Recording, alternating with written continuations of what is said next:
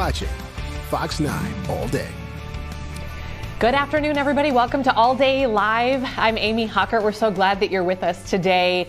Are you glad that the Metro didn't get the snow that we thought might happen earlier this week? Yeah, I know a lot of you are probably relieved about that, but they are getting the snow to the south of us. So we're going to check in down south of Rochester here in just a couple of minutes with our Leon Purvis and Eric Gedrose, who is our crew out and about checking out the roads. Also checking out the roads is our Lauren Andrego. She is here to tell you where there are closures and what things are looking like to the south of us especially.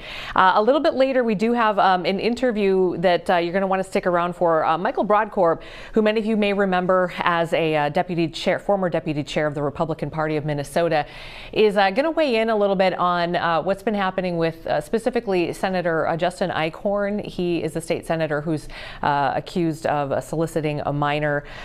So we're going to talk to him about that, get an overview kind of how he sees things right now. He is a Republican, but also he calls himself sort of a homeless Republican for Harris this last time around. So he's got some interesting perspectives on all of this. We're going to chat with him a little bit later in the hour.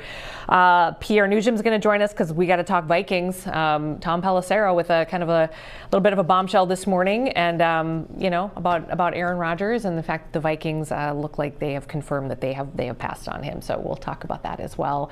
Let's get to it though. This weather that last time we spoke with our good friend meteorologist Keith Marler was about this time yesterday.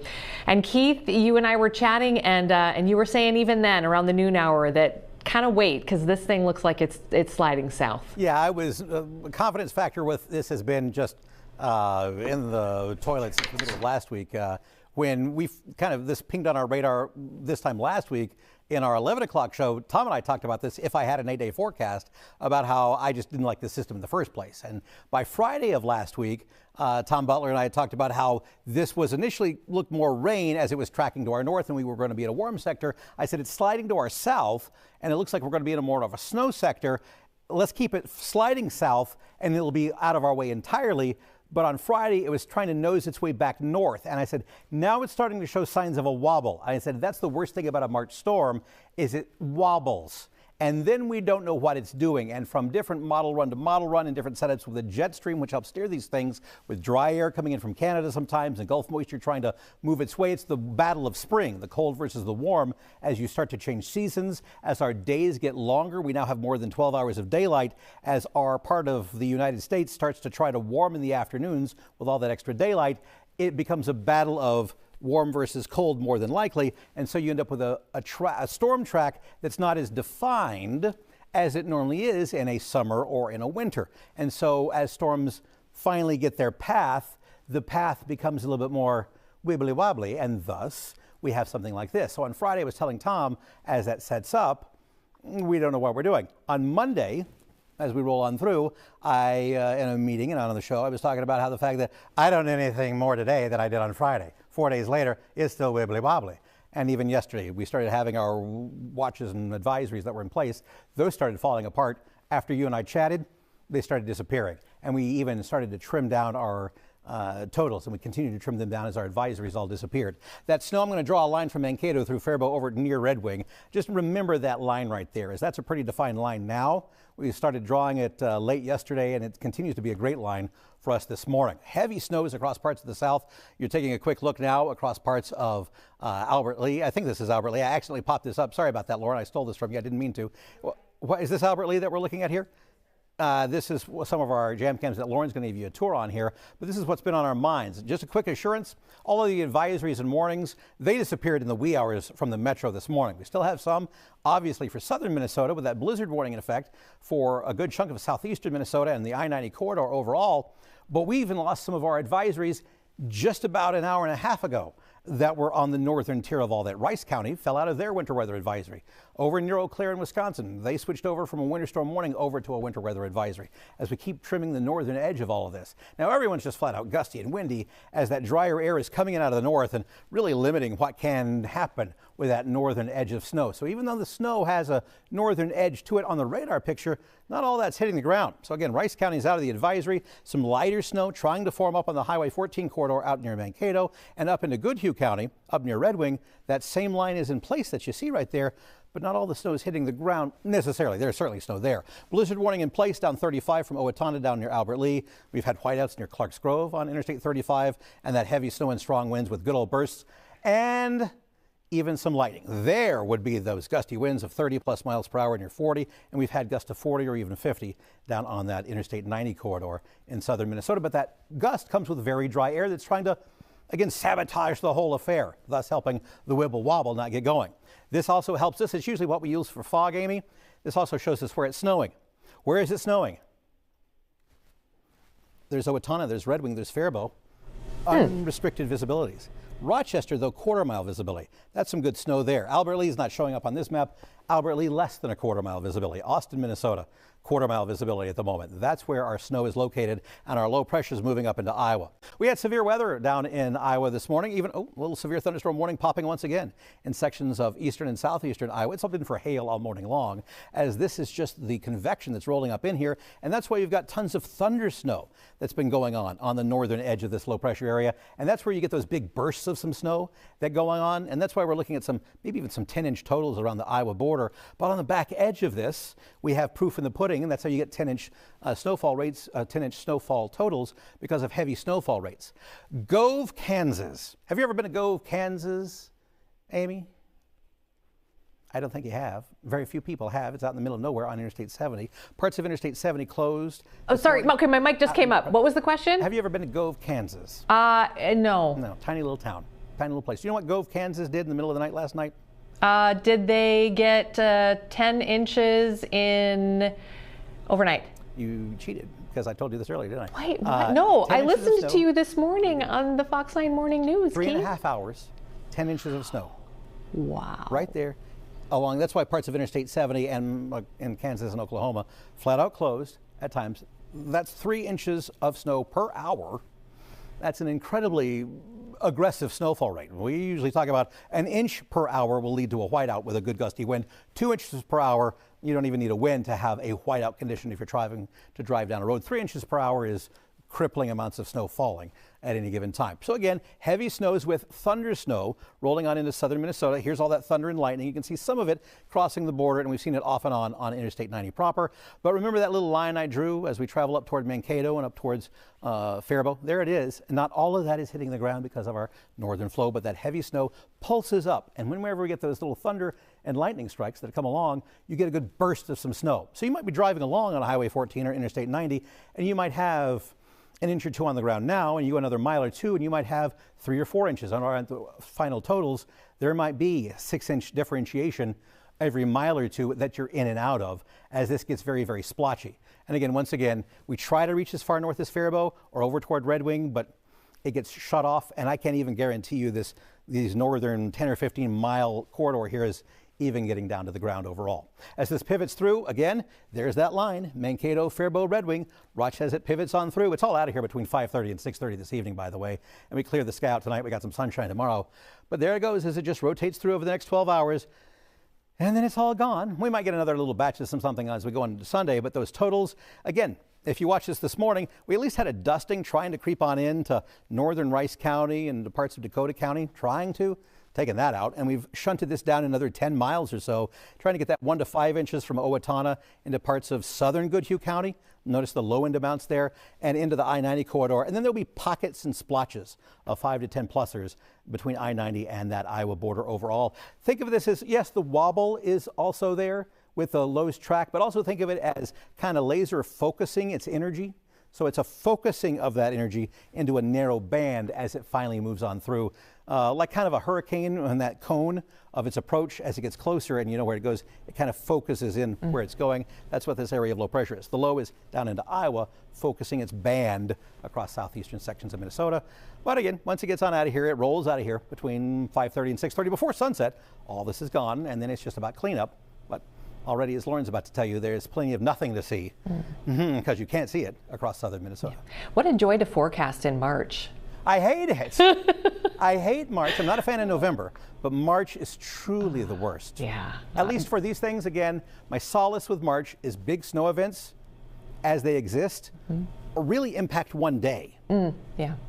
And they're gone. Like again, True. We're going to be almost 50 tomorrow. It's incredible, yeah. But yeah, in the meantime, you know, we've got folks covered who may be headed in that direction or have friends or family down there as well, just because it's not hitting the metro. We want to make sure and cover where the snow is happening. And to that point, let's go to Lauren now, who's kind of keeping an eye on the roads. And again, Lauren, we're quiet here in the metro, but you don't have to go down too far to see things change. Yeah, correct. If you're headed down I-35, once you get past Faribault, you will see the flakes start to fly. South of that, you're going to see visibility issues. This is I-35 in Clarks Grove.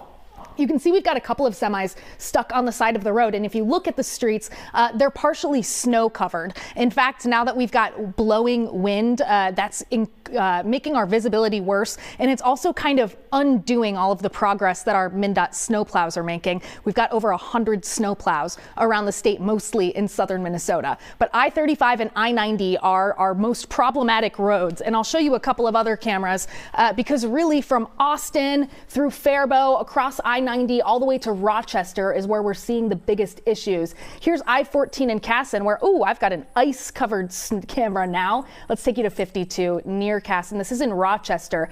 Now we're seeing blowing snow here, but as you can see, the roads are looking a lot different. The roads aren't actually covered at all. They might be a bit slick. This could be for a couple of reasons. We did hear that because it's March, the roads are warmer, so that could contribute to the, roads snow not sticking to the roads. But we've also got increased traffic volume, and these roads may have been treated. The roads in Rochester are looking great. Here is Albert Lee. Take a look at this. I've been seeing semis driving with their hazards on. We are down to one lane in both directions, and visibility is looking bad, worse than a mile. Let's take another look at 35. This is in Ellendale near Geneva, south of Owatonna, just south of Owatonna. We've got some ice-covered roads here too. Things are looking a little bit better, but where it's not snow covered, we're seeing it wet for sure. I've got another incident that I'm following. This is north of Albert Lee, just north of Albert Lee at the way station.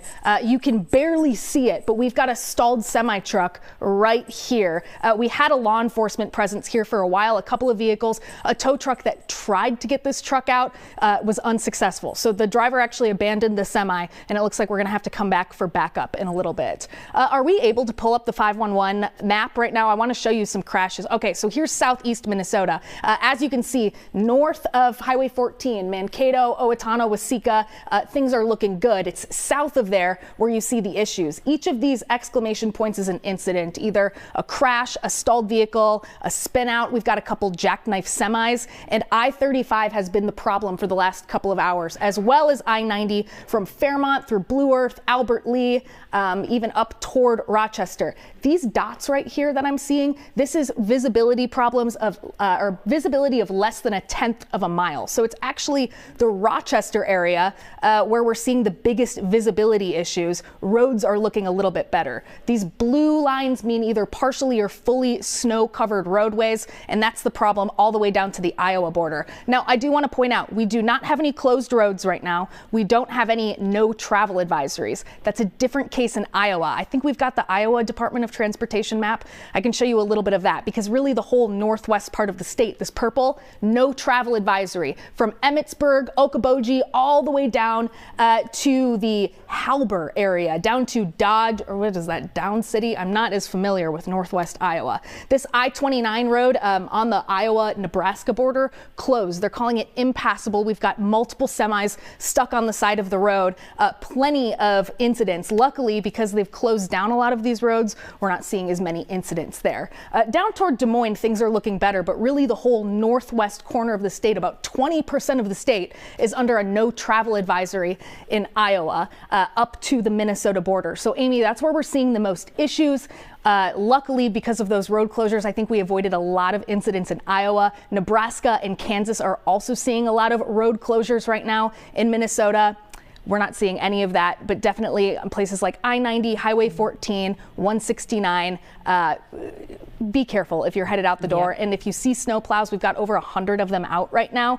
Give them some extra space, give them some time. They're trying to make the roads better for all of us. Yeah, and State Patrol too. I know you heard this interview earlier with Lieutenant Mike Lee, and they talked about, I think it was 5 squads that were involved in some sort of incident this last storm down in southern Minnesota. So definitely watch out for the squads and the plows and everything. Thank you, Lauren. You got it. Super helpful to understand kind of the overview of what's happening with the roads. So let's just take you down to ground level. Our Leon Purvis is just south of Rochester, I believe. Leon, so tell us about what's going on, and hopefully it looks like you're in a pretty safe place right there.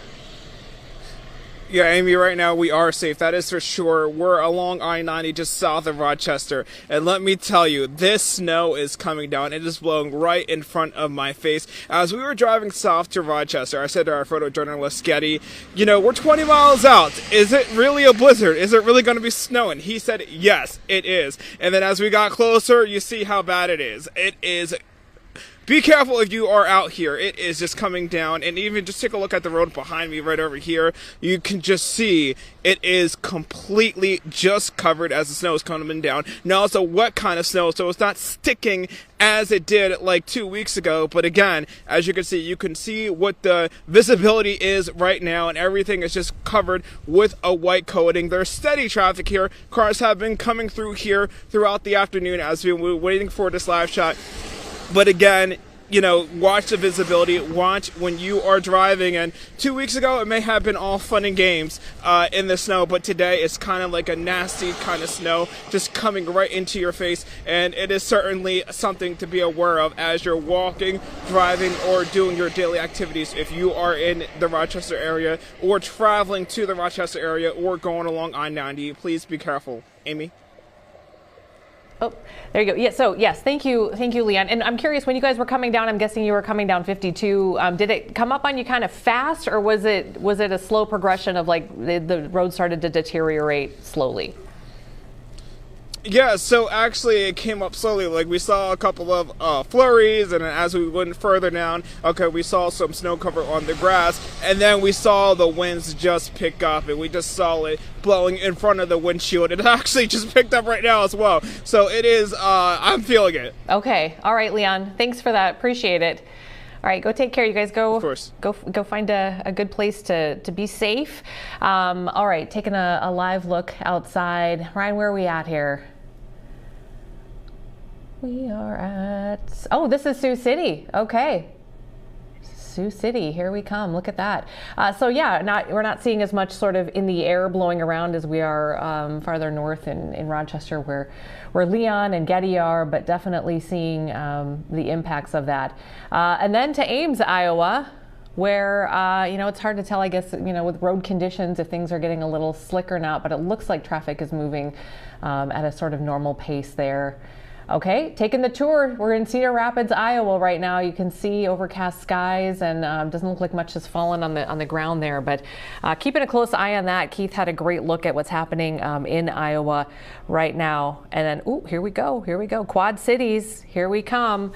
Davenport specifically. So taking a look there as well, and you can see those skies. So okay, all right, sounds good, Ryan. Thank you. And we are keeping our friends around. So meteorologist Keith Marler is here, and while it did slide south and we're really not seeing anything out our windows here in the metro, we just wanted to let you know what's going on to the south of us, and obviously some dangerous travel conditions as well. So we'll be with you here for the next couple of hours. All Day Live continues right after this really quick break.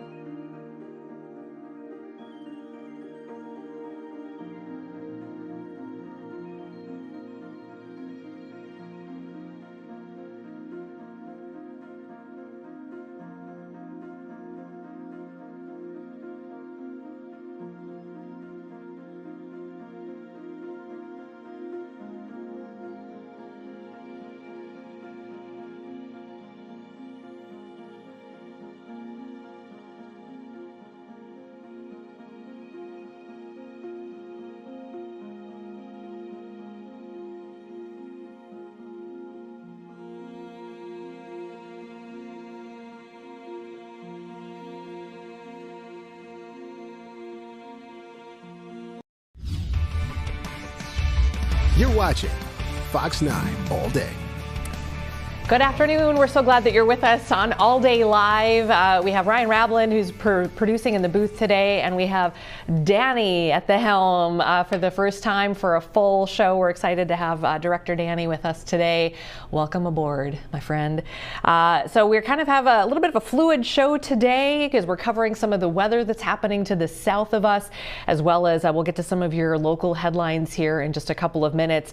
And then, of course, we got to talk a little sports, because this morning, a lot of you may have heard or seen insider Tom Pelissero giving us some information about what he believes has been happening, some confirmation of what's been happening at the Vikings camp. So let's bring in our sports guy, Pierre Newton. Pierre, hey, thanks for joining us this afternoon. So let's get right at it. I know you've seen it. Tom Pelissero had the confirmation today. Walk us through his report and kind of what people are saying about it. Well, first and foremost, what NFL Network is reporting is that the Vikings were getting trade calls about J.J. McCarthy, and they hung up the phone pretty much on every single one, which is really no surprise. I mean, this team invested a first-round draft pick in J.J. McCarthy. They still expect him to be the quarterback of the future, so it comes as no surprise to me that they would hang up the phone on any trade offers coming their way. Now, I know the Vikings are short on draft capital, but they, by all looks of it, seem fully prepared to move forward with J.J. McCarthy as their starter, because Tom Pelissero and NFL Network went on to discuss the notion that the door is 99% closed on Aaron Rodgers. It doesn't appear that the Vikings and Aaron Rodgers are a match. But the key word that he said was right now. Mm-hmm. Right now, it doesn't appear that Aaron Rodgers and the Vikings are going to come to a contract agreement or perhaps be in each other's lives for the time being. And that leaves the Steelers and the Giants. But, you know, for me personally, I never believed the Giants were a serious player in this whole thing, because Aaron Rodgers at this state of his career, I can't imagine he would want to go to a team that is not close to, forget winning the Super Bowl. That team's not even close to making the playoffs. So I don't understand why Aaron Rodgers would want to spend his last possible season in the NFL with a team that might barely crack the 500 mark. That never made any sense to me. So the Steelers are still a possibility for Aaron Rodgers, but I'm not one that is going to fully close the door on this Aaron Rodgers and the Vikings thing, because when you get to minicamp and you get to OTAs and the Vikings get a look at J.J. McCarthy, and remember, Amy, he had surgery on his knee. Yeah. He never played a down of football last year outside of the preseason. So there has to be a contingency plan for J.J. McCarthy. Aaron Rodgers is not going to come to the Minnesota Vikings to be a backup. We all know that. If Aaron Rodgers comes to the Minnesota Vikings, he's expecting to be the starter. Yeah. So it depends on how the Vikings are feeling about J.J. McCarthy's progression from injury. But right now, there is no real backup option to J.J. McCarthy, and that's kind of the issue right now for the Minnesota Vikings. And so I think if fans might be wondering, so what does the landscape look like? Who's left? And, you know, to your point, the door, you really can't ever close the door on anything. Just look at last season. No one could have ever predicted, you know, what would have happened. So you have to prepare for any case scenario. Who is left, and who do you like? Well, in the musical chairs of backup quarterbacks at this point, the people who are still left circling the chairs are Joe Flacco, Carson Wentz. I've seen names floated out like Ryan Tannehill, who wasn't on an NFL roster last year but has plenty of NFL experience. He's only 37 years old, I should say only. But, I mean, you know, in my case, 37 years old seems nice and young. So, Flacco and Wentz are the two names that are left. Gardner Minshew signed with the Kansas City Chiefs last week, so Jameis Winston is still out there as well, but I'm not sure that he's going to be exact scheme fit for this offense. So Flacco is 40 years old. Carson Wentz is 32. He was with the Chiefs last year. We've seen what Carson Wentz can do in this league when healthy, but Carson Wentz just hasn't been the same quarterback since tearing his knee, unfortunately. I would consider him a pretty solid backup option for sure, but the names are starting to dwindle a little bit, and the Vikings don't have much draft capital. I can't imagine they're going to be spending, you know, much draft capital on a backup quarterback if they were so inclined to do so. Okay, Ryan, how much time do we have with Pierre? Do we want to? About another minute? Okay, can we talk just Wolves really quick? We can talk a little Wild too, but let's lean Wolves just because both play tonight, Wild and Wolves. But just because, you know, the 8-game win streak snapped the other night to a team that a Pacers team that was you know, not at full strength, I guess, so to speak. What are you seeing now with this team? There are people who are, of course, panicking and jumping off the bandwagon, which confuses me, and I know you probably have a hot take on that. Well, first and foremost, yeah, it was a disappointing loss. There's no doubt about it. I mean, Minnesota should have never lost that game, considering that Indiana was down 4 starters, including Tyrese Halliburton and Pascal Siakam. I mean, this team never should have lost that game, but they did. And it's this type of situation. Remember last week you had asked me, are the Wolves all the way back? And you probably remember my answer. I said kind of, sorta. I wasn't ready to jump 2 feet into the pool just yet. But you know what I will say is, I'm less concerned with the loss to Indiana, and I'm more impressed by the victory they had in Denver last week. I mean, that was probably the best game they played all year long against a team that is still considered a title favorite in a lot of people's eyes. So I'm not panicking, or I'm not really concerned after that loss to Indiana. I think this team is starting to round into form right now. You just got to clean up a few things here and there, and I think this team is going to be a problem for anybody they face in the first round of the NBA playoffs. Yeah, trajectories rarely go like this, right? I mean, there's going to be some hiccups. Consider where we were, Amy, like a month ago. 100%. I mean, we weren't excited about this team. Nobody was really excited about this team. And look where we are now. And if anybody is going to let that loss to Indiana deter them from thinking that this team is starting to put the pieces together and look like a pretty serious threat to anybody in the NBA postseason, I mean, you can live in the dumpster all you want and be sad about it and be pessimistic about it. But but consider where we were a month ago to where we are now. And that's what I would say. Who saw Obi Toppin having that kind of game too, which we won't get into. But there's just all kinds of things we could have done better. But also, yeah. So all right. Personally, I know people aren't going to love hearing this, but I love seeing that from Obi Toppin, because I was so high on him in the draft, and I know he hasn't put it all together, but I was excited to see. It was kind of hard to be mad at him. I'm not going to lie. Like he's not a Draymond or one of these guys that you can kind of paint as a villain. So it was kind of cool to see for him. But okay, can we check back in with you here next hour and talk a little bit more sports? Sure, absolutely. Okay, awesome. Sounds good. Thank you, Pierre. All right, let's get to some breaking news here that I want to just, and I am going to be reading this in sort of real time as I'm reading it to you, so I might slow down here. But we do have the charges that just came down from Hennepin County against State Senator Justin Eichorn of Grand Rapids. So I'm just gonna read this as I have it in front of me, so that you get all of the information that we have as well. But I don't think it gets too graphic. I just did a quick sweep of it, but I may kind of stop and start here as we go. So the charge description is that between March 11th and March 17th of this year in Hennepin County, Justin Eichorn intentionally hired or offered or agreed to hire an individual who he believes to be under the age of 18 but at least 16 years of age to engage in sexual penetration or sexual contact. Here is the probable statement of probable cause. So on or about March 11th or 13th through the 13th, 2025, officers from the Bloomington Police Department, in conjunction with other law enforcement agencies, participated in an undercover prostitution operation targeting solicitation of minors for sexual conduct. The operation was conducted from locations within Bloomington, Hennepin County.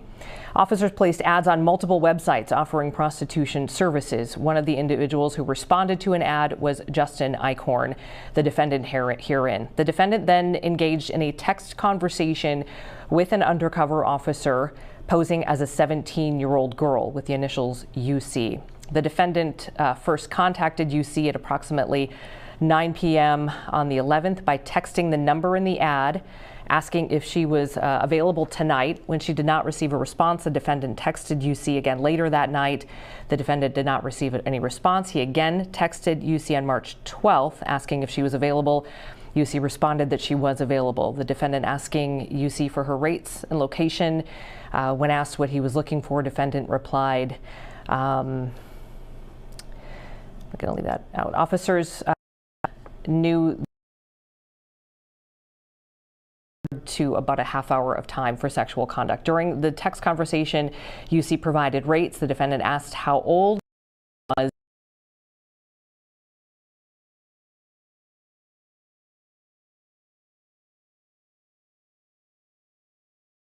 17th, the defendant again contacted UC asking if she was available.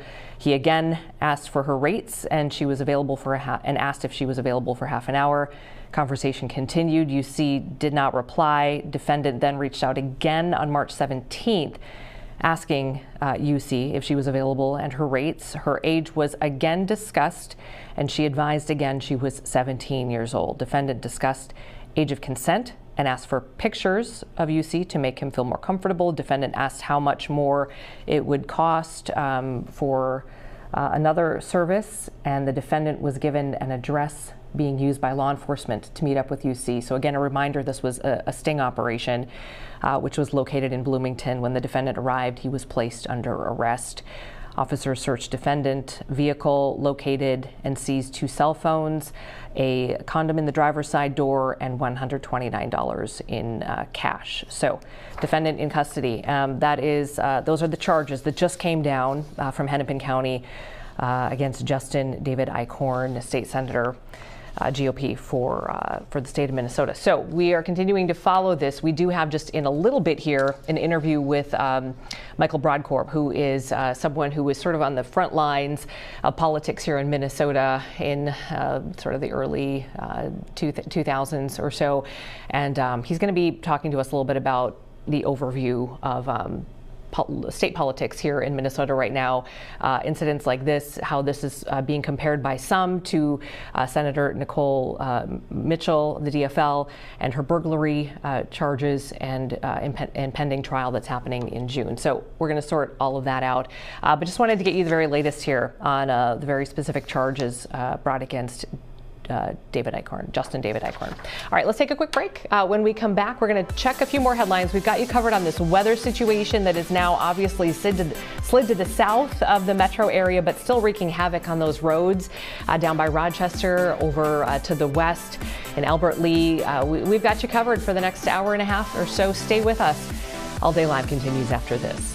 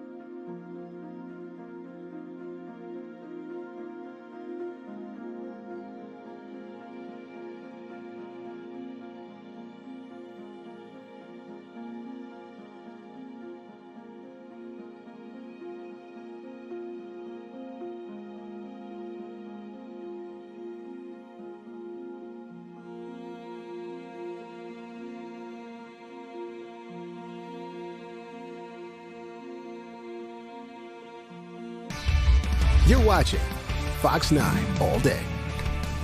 And welcome back to Fox 9 All Day. I'm Amy Hockert, and we are covering the snow and the weather, even though it slid to the south of the Twin Cities metro area. A lot of people, happy about that, but it's still a mess to the south of us, and so we want to keep tabs on it. Let's check back in with meteorologist Keith Marler. And so, yeah, this thing wibble-wobbled, as you've been talking about the last couple of days.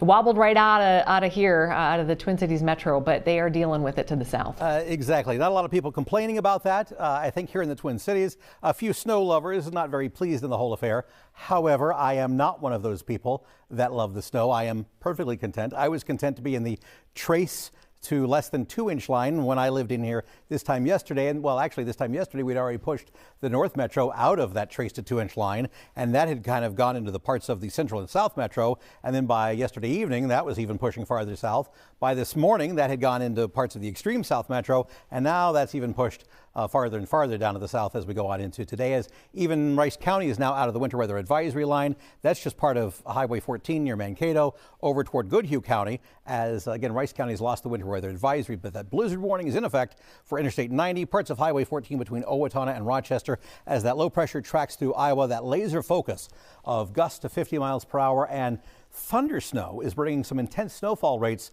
as we'll see some totals really pile up, but it's all about the intensity of the snowfall itself. Whether folks along Interstate 90 see 3 to 4 inches or even some pockets of 8, 9, or 10, that would be rare, but it will happen closer to the Iowa border. It's about the intensity of the snowfall combined with those winds coming on in here, causing whiteout conditions along Interstate 90 and back on up into southeastern Minnesota with heavy snow pockets in that winter storm warning zone itself. Let's talk about where the snow is currently as it continues to band on up. That line we've been drawing all morning long and even hinted at yesterday from Faribault through Mankato through Faribault and over toward Red Wing.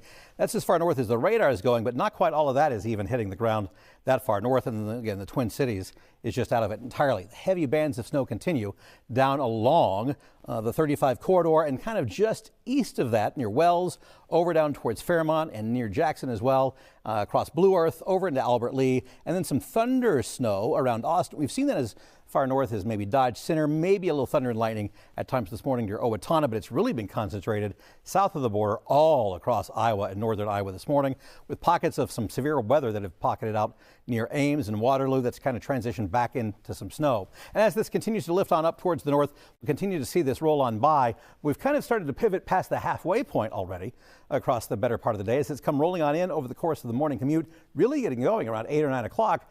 But we're going to see this start to move out between 5 and 6 or 6:30 this evening as we go on into the evening hours. This kind of rolls through and then rolls right back out again after 5 o'clock this evening, and it's out of here by sunset tonight, as again we kind of see this all kind of dissipate and roll through, and then we clear the sky out overnight tonight. But those snowfall totals are much higher across southeastern Minnesota, with anywhere from 1 to 5 inches going in anywhere south of Owatonna toward Rochester, and then pockets of anywhere from 5 to 10 along and south of Interstate 90, and some of those intense snowfall rates that Lauren's going to show you here in a minute, with some of those, again, visibilities that are just less than a quarter mile and sometimes even whiteouts at times. Today in the metro, though, hanging out, cloudy, windy. I can't even say flurries are here. Flurries, again, extreme southern part of the Twin Cities, possible, but really talking out near Faribault and parts of Goodhue County. 41 in the metro, but sunshine in 50s as we go on into our day on Friday. Close to it for our first day of spring. Reminder, spring is back tomorrow. But I wanted to point out through the weekend, Saturday's great, but keeping an eye on another area of low pressure. This one's not quite as powerful or as wobbly on Sunday, but we could see another rain snow mix. This one would be more widespread across the state, but a possibility for that on Sunday. A chance for a wintry mix, so heads up there going on into the latter portion of the weekend ahead. Amy?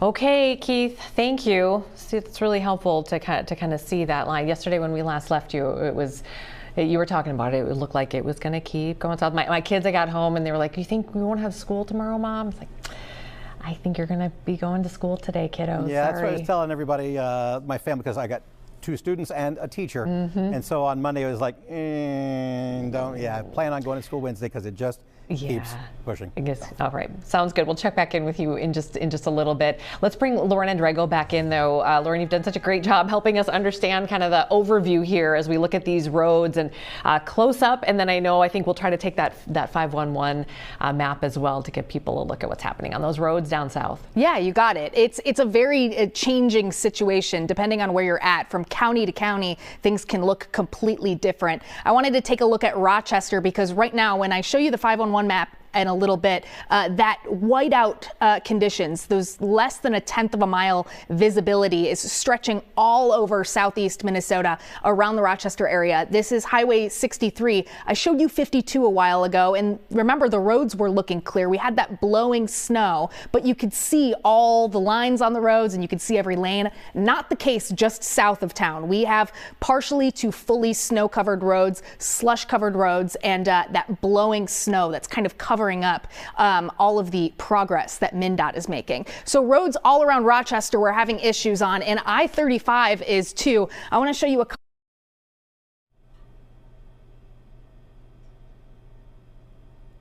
north of Albert Lea on 35, right at that way station. We had another group of law enforcement come here and then quickly abandon the area. I don't think there's much they can do with this truck at the moment as the snow is falling down. Just north of that in Geneva, it looks like we're trying to get at least one vehicle out of the ditch here, and I thought we had an ambulance on the scene. It might just be a couple of tow trucks here, but definitely a couple law enforcement instead. I see people out around these vehicles. A good reminder that when you do get stuck, if you get stuck on the side of the road, stay in your vehicle, wait until a car with flashing lights or at least a high visibility vest can come help you so it's less of a hazard. North of that, this is in the Ellendale area. We had this vehicle perpendicular in the road, basically closing the southbound 35 here in Ellendale, but we've got them on the side of the road, I think now waiting for a tow truck. I've got one other shot to show you. Oh yeah, this truck ran right into an exit sign. It's got a tow on the back of it too, or a flatbed I should say, but it looks like they got him off to the ditch. So right here, the roads actually south of Owatonna, north of Ellendale, we are seeing roads looking a lot better. The flakes aren't currently flying, which is good news, but as you get farther south, kind of like Leon was telling us earlier, we see the visibility kind of gradually get worse and worse. Still seeing a lot of semis with hazards on and, barely visible roadway here. Can we take a look at 511? I want to show you how things are developing a little bit. So we've still got these snow-covered roads. That's what all of this pink is. It's these dots where we've got whiteout conditions. And right now it looks like that's stretching Highway 14 from Rochester all the way to Fountain City, all the way to the Wisconsin border, and a couple of incidents around there. But as I told you before, about 100 MnDOT crews out right now. We've got a couple of spinouts here too. And then it's I-90 and I-35 where we're seeing the most incidents. It's like every 5 minutes, I've got a new incident popping up on the map. Still no road closures and still no travel advisories in Minnesota. That is just in Iowa, in the northwest part of Iowa, as well as Nebraska and Kansas are seeing the more road closures because of more snow right now. It's a developing situation. It doesn't look like anything has improved, but it's what I'm seeing, Amy, is that the snow and the roads with problems, the roads that are either partially or fully covered with snow, are staying south of Highway 14. So Mankato's in the clear, Waseca's in the clear, even Owatonna is looking good right now. But as soon as you get to places like Rochester and south, that's where we're seeing the most issues right now. And from what it looks like the snow keeps falling. I'm seeing gusts kind of come and go in places around Albert Lea, but it's still consistently coming down in southeast Minnesota. I think if you've got travel plans for the afternoon, make sure to check 511mn.org before you head out, or better yet, stay home if you can, because things are looking like they're going to stay slick in southeast Minnesota for the next couple of hours. Yeah, it looks treacherous down there. Okay, thank you, Lauren. Yeah. Appreciate it. Let's check in with our Leon Purvis, who I think is in the car again. Leon, Eric Gedrose driving you. Where are you guys at? Where are you headed? How's it looking? So right now we're heading back to Rochester right now on 52, right, Getty? 52. I'm going to turn my camera around right here. This is the visibility you see. This is the conditions we see right now. The snow is just coming down. It just continues to come down. And you see just how it is between the visibility the whiteout conditions and how much is coming down. Now it is a wet kind of snow, so that's why it's not sticking as much to the ground or anything like that, but it's coming down consistently, right? And so you can even see, just look over here, you see how it is if you just look in the distance. So again, we're being careful, of course. We're heading back towards Rochester right now to just check out how the conditions are. Also, we plan to talk to some folks on how they're preparing for the driving conditions right now because it's not fun to drive in these conditions as well. And I'm going to just turn the camera back around because I actually see a truck right in front of us. It's a little further up, or did I get my camera? There we go. It is a little further up. Actually, we see a car right there, driving past right there, what the conditions are right now. Looks like my phone is a little bit delayed. My service is a little bit delayed right now. But yeah, we're going to talk to some folks to see how they are faring in these conditions. But when we were driving south to Rochester from the Twin Cities, we were 20 miles out. And I was thinking, is there going to be snow on the ground? Is there going to be blizzard conditions, things like that? And then as soon as we got there, the flurries started falling, and now they're coming down consistently. They're going to continue to monitor the conditions out here. But for now, we're live from the car of the news car in Rochester. Yeah. All right.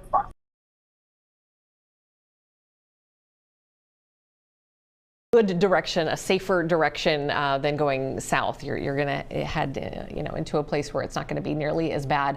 Yeah, we don't want you heading south for sure because the conditions are just really, really treacherous. So thank you. Appreciate it, you guys. Stay safe. Good job, Getty.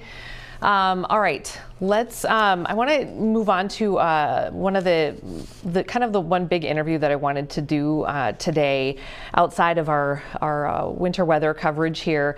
As many of you know, there are charges now against Republican State Senator Justin Eichorn from Grand Rapids. And so I wanted to kind of walk through a couple of, sorry, Danny?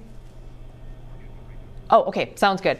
Okay, no problem. Yep, you guys, take your time. We're getting our guest on the line here to talk a little bit about it, but just to bring you up to speed, the story is basically that the Minnesota GOP Senator Justin Eichorn was arrested on Monday. The accusation is a solicitation of a 17-year-old girl for prostitution in Bloomington. And there have been a flurry of calls for his resignation from both parties in the last 24 hours. So we asked Michael Broadcorp to come on and talk to us a little bit about this. Michael, thanks so much for joining us. Thank you for the opportunity to be here today. Yeah, so we need you to kind of put on your political analyst hat here as we take a look at this. So I'm curious, first of all, your reaction when you heard about these allegations against Senator Eichorn. And now I don't know if you saw, but we just read through the statement of probable cause, and we have a lot more details of the allegations. It's difficult to read, it's difficult to process. I was with a former colleague of Senator Eichorn's yesterday when the news broke, and they were physically distraught when they learned the news. And the details that are in the charging document are going to be very difficult for Minnesotans to process and understand. But I do think it shows that the calls yesterday by members of his own caucus, by Senate Republicans, by legislative Republicans in the House, by the Republican Party of Minnesota, and by the DFL party, calling on him to step down and to resign, were justified. Because sadly, in these types of cases, the more we learn, the more our stomachs are going to churn, and we're going to be sick by what we learn. Yeah, and people, these are allegations. Obviously, there's, I guess, due process for everyone. There are people, though, Michael, who have said, we have these two state senators now accused of crimes. We have Senator Nicole Mitchell on the DFL side, charged with burglary. She's still in the Senate pending her trial in June, and now we have this. So I guess the question is there due process in politics? Where is that line? I think there is due process in politics, but I think there's also an expectation that if you're in the public arena, that you're going to operate accordingly. There's, elected officials, it's a citizen legislature. It's not a full-time job. And so you have seen situations where members of the legislature have been charged with DWIs, and they haven't been asked to resign. There's been a variety of legislators that have been charged with crimes that they've been afforded the opportunity to stay. But I think the challenge regarding Senator Mitchell is that it's 2 felony charges, and a unique circumstance that applies to legislators is that they can delay their trials, criminal proceedings, when they're in legislative session. And also with Senator Eichorn now, because it's a felony charge involving, solicitation of a prostitution of someone under the age of 18, that in and of itself, I think, rises to the level where there should be a standard when we get to some of the severity of these charges, that people need to take a step back from their roles, because the reality is they can't effectively serve and proceed with a criminal case and defending themselves while these matters are going on. It's very difficult to juggle. And I don't quite know how to ask this, but it's interesting because, many people may recognize the senator's name from just recent headlines where he was part of this GOP effort, to make Trump derangement syndrome, that bill going through the legislature. And so I think, it gets even trickier when you look at, and again, this is not a DFL or a Republican thing, because, like you said, personal lives on both sides, and people do things in their personal lives. But do you know what I'm getting at here is that it's trickier when you have someone standing, for certain things, and then something like this happens. There's no question about it that there is, when you have legislators, that there's a hypocrisy argument that comes by. I don't think anyone would have an expectation that any legislator, regardless of political affiliation, would be supportive or have a tolerance for these types of charges. But when you have a situation where it's a more conservative member, a more politically conservative member of the legislature, someone who's taken such a public stance, particularly in what I would say mocking those who have disagreements with the current president of the United States, and introducing this type of, I think, sophomoric legislation, to then face these kind of substantive criminal charges involving prostitution of someone they believe to be under the age of 18. It is fair for people to discuss kind of how legislators act in these particular situations in public life than what they're doing in their private life. And it's that level of hypocrisy that I think will play in and factor into this. And we should point out, just for context really quickly, we just have a few minutes left here, but you were on the front lines of Minnesota politics for a long time, deputy chair of Minnesota's Republican Party. You are now self-described as a sort of homeless Republican. And so it's interesting to kind of get your take on this as you look at it through a couple of different lenses. I'm curious, before I let you go, about the just sort of the state of state politics here in 2025 as you take a look at the landscape. What are your thoughts? This is a hyper-partisan time right now. Both members of the legislature, both the House and the Senate, are very close. The Minnesota House is tied, and the DFL have a 1-seat majority in the Senate. And the opportunity that creates opportunity for friction, like friction that exists between 2 tectonic plates and an earthquake. It also provides opportunity for there to be agreement and opportunities for people to work together. And I truly hope that while there's going to be partisan rancor and there's going to be disagreements, I do hope that Minnesotans, particularly legislators of both parties, can appeal to their better angels and come together and really showcase what bipartisan work can be at the legislature. And I think it would be really remarkable. It would also be in Minnesota's good tradition of good governance. And this situation, sadly, with Senator Eichorn and also going on with Senator Mitchell, we need to remember that there's 201 legislators, and the vast majority of them, I think my math would be 199 of them, are not facing any legal issues. And they're trying to get some good work done on behalf of the Minnesotans. Yeah. And I hope they can get that done. All right. Michael Brockworth, thank you so much for your time. I'd love to have you back on at some point in the near future and talk a little bit about what you've been up to for the last 10 years or so. There's been some interesting stuff in there. So thank you for your time today. Appreciate it very much. Thank you so much for the opportunity. Okay, have a great day. You bet. Take care. All right, Ryan, you want to pop back in here? You want to close out this first hour? We'll continue on here in a second hour as well. Let's see, and we're going to continue to cover the weather, even though it has slid south of the Twin Cities metro. We've got you covered. Our Leon Purvis and photojournalist Eric Gedrose are down in the Rochester area, where not terrible right now, but there are some other areas around there where Lauren's been showing us the roads are really, really tricky right now. And then meteorologist Jennifer McDermott is going to be joining us here in a couple of minutes to taking over the afternoon shift of this weather. Ryan, busy show. I didn't think I was going to make the cut, but here we are, 2 minutes left. So. Yeah, we got to get you on here last couple of minutes as we wind down this. I was Mike in the background there. All right. Do we want to check in our poll? We asked, you talked about Yes. with Pierre about how Yes. Viking fans are feeling about Aaron Rodgers. So we asked, how are you feeling about Aaron Rodgers not coming to the Vikings? And look at this. Oh. The people have spoken. Okay. 86% are more relieved today than they were yesterday. Yeah. Well, and it's interesting because you could ask this in a couple different ways. And I think Lori Fisher in our newsroom today kind of put it best. She's like, no, so wait, we don't want him, but now that we can't have him, is it a little bit of FOMO? We're like, well, but how come we can't? Why are we not good enough? That kind of thing.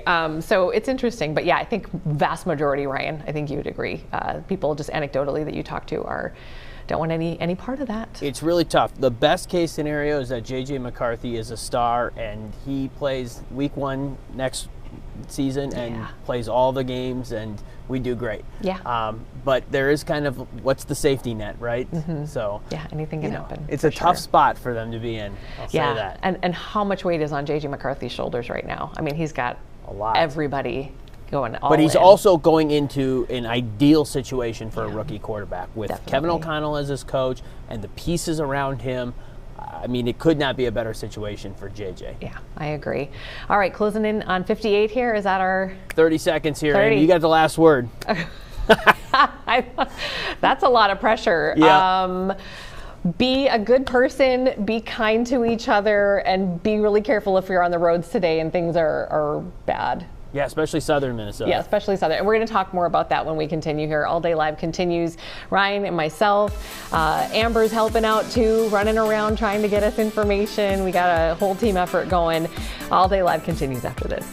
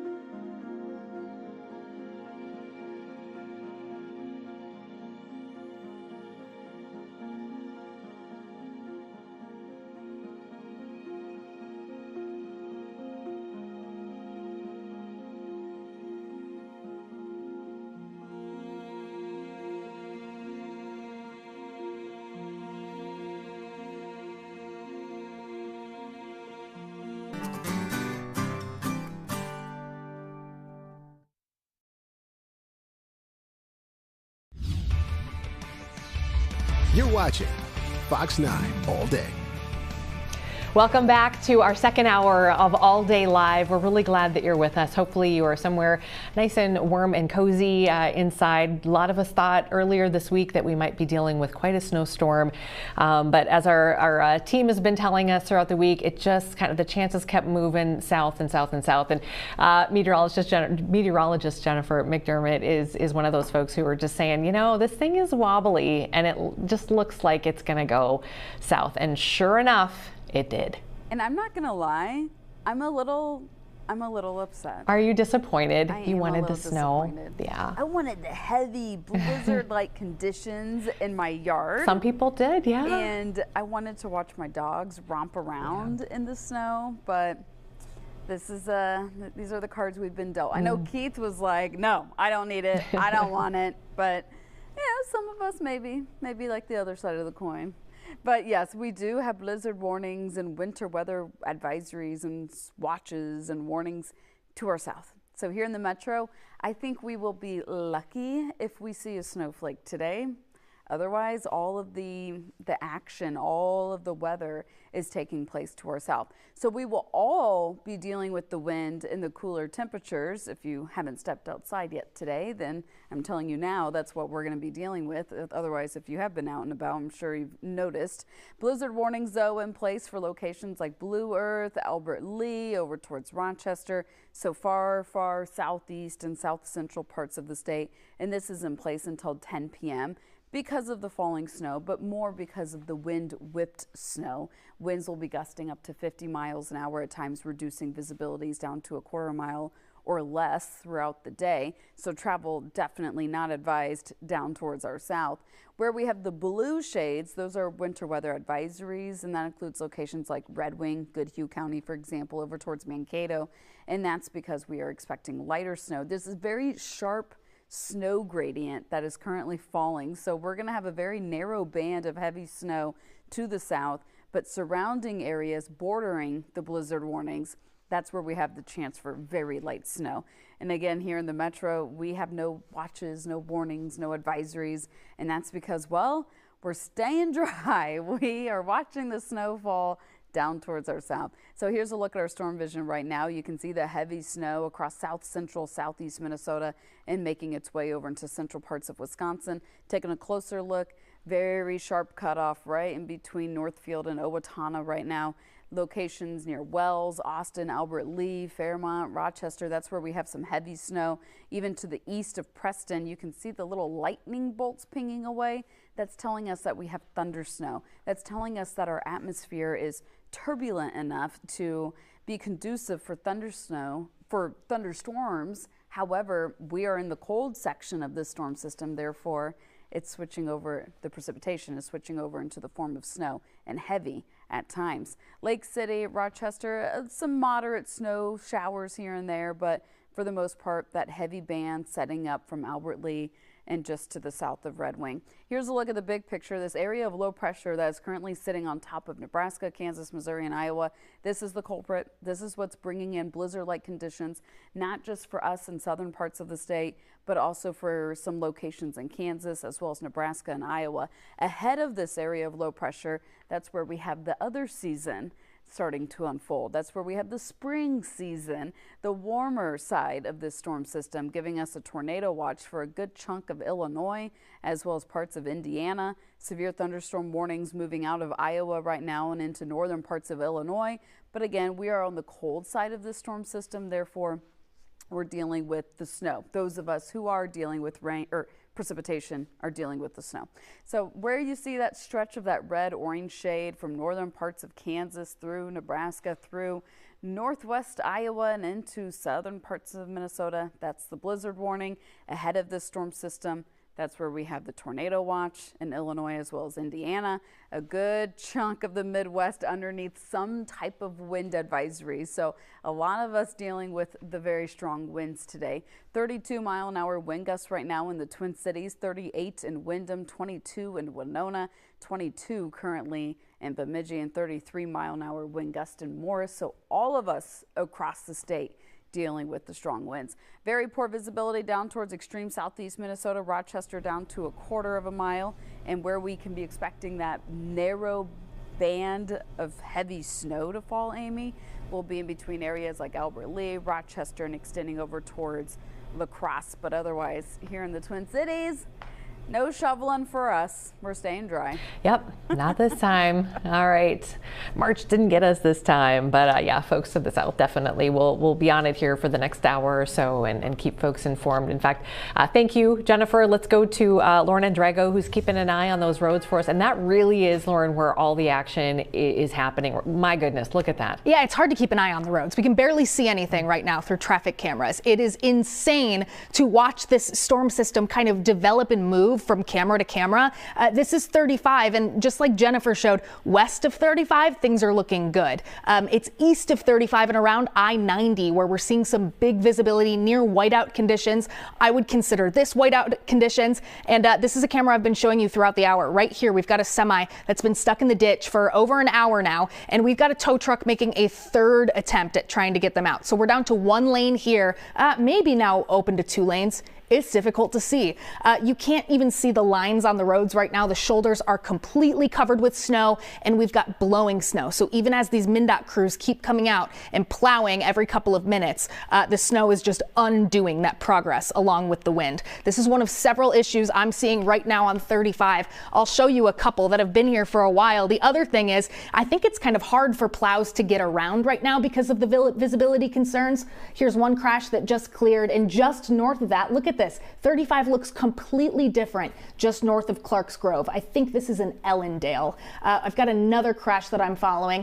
There's a semi that went right off the road on 35. And again, this is north of Ellendale. This is right in Ellendale, south of Owatonna on 35. Roads are looking completely different than that shot I just showed you about 10 miles south. So depending on where you're at, things are looking very different. I don't have an eye on a lot of crashes in Rochester, but I can show you that the road conditions are changing by the minute. 52 was looking really good. 63 just south of town is a different story. You can see, we can tell where cars are making tracks in the road, but otherwise it's a snow-covered road. Every couple of minutes you can see a plow either treating or plowing the snow behind them, and then the roads get really good for a minute or so before they go back to this kind of half snow-covered roads. Can we look at the 511 map real quick? Gosh, you guys are getting real fast with this. We're still snow-covered all along I-90 from Fairmont basically to the Wisconsin border. Some roads near La Crosse and Winona are just partially covered or slush covered, but we're dealing with quite a few incidents along I-90, Highway 14, spots east of Rochester, and then it's south central Minnesota, where the snow seems to be tapering off, at least in certain parts, but along I-90 and I-35, we've had a consistent string of probably a dozen active incidents at any given moment. As soon as one clears, another one pops up, and on and off visibility concerns. So like we were talking about last hour, you could be driving down 52 and things are looking great, and then you drive a couple miles south and you're in whiteout conditions. As far as concerns in Rochester, things are looking good. We've got over 100 MnDOT plows out. I know that cities and counties also have snow plows out.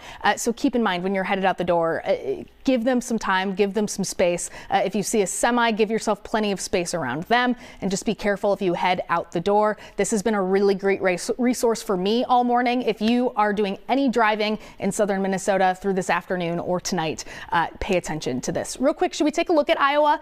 Because they've still got a no travel advisory across most of the northwest part of the state. Yeah, all of these purple lines right here in Iowa are no travel advised. And now look at this. In the last hour or so, we've had some roads now closed. That's what all of these symbols are. That includes I-29 right on the Nebraska border from Sergeant Bluff, basically all the way to Omaha, nearly down to Omaha.